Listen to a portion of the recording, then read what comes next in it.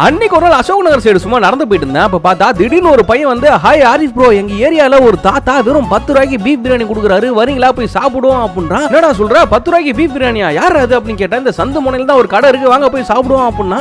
சரி வாப்பா, அண்ணன்கிட்ட கேஷா இல்ல கூகுள் பே தான் இருக்கு, கடையில கூகுள் பே இருக்குமா அண்ணா, அதெல்லாம் இருக்கும் வாங்க அப்படின்னு கூட்டு போயிருந்தான். அங்க பாருங்க ஒரு தாத்தா தனியா நின்று வேலை செய்யறாருல, அவரோட கடை தான் அது அப்படின்னா. என்னடா ஒரே ஆளா நின்று பிரியாணி சமைச்சிட்டு இருக்காரு அப்படின்னா, ஆமா இவர் சோலோவா தான் இருப்பாரு, எல்லா வேலையும் இவரே தான் செய்வாரு அப்படின்னா.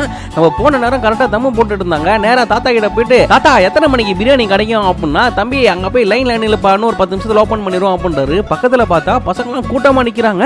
தாத்தாவோட பிரியாணிக்கு இவ்வளவு ஃபேன்ஸ் போல இந்த ஏரியால. ஏண்டா இதெல்லாம் நீ என்கிட்ட சொல்லவே இல்ல, கூட்டமா இருக்கும் அப்படின்னா, வாங்க வாங்க நல்ல பிரியாணி சாப்பிடணும், அந்த மாதிரி வெயிட் பண்ணி தான் அவனும் கூட்டு போய் லைன்ல நிக்க வச்சிட்டான். சரி தாத்தாவோட கடை எங்கடா இருக்குன்னு கேட்டா, அங்க தாத்தா ட்ரை சைக்கிள் வச்சு விளையாண்டுட்டு இருக்காருல்ல, அதுதான் அவரோட கடை அப்படின்றான்.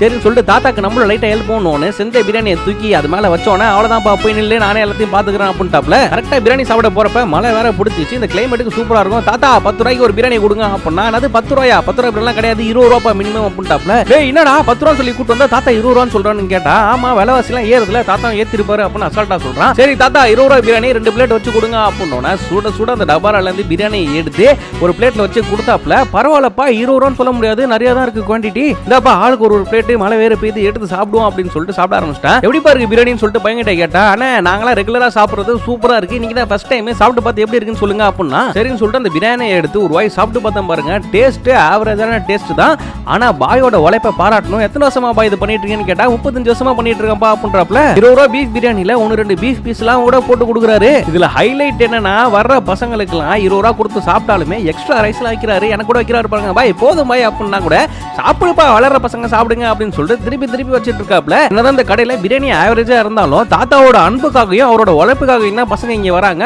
உங்க ஊர்ல யாராவது இந்த வயசுலயே இந்த மாதிரி உழைச்சிட்டு இருக்காங்களா அப்படிங்கறத கமெண்ட் பாக்ஸ்ல கமெண்ட் பண்ணி விடுங்க.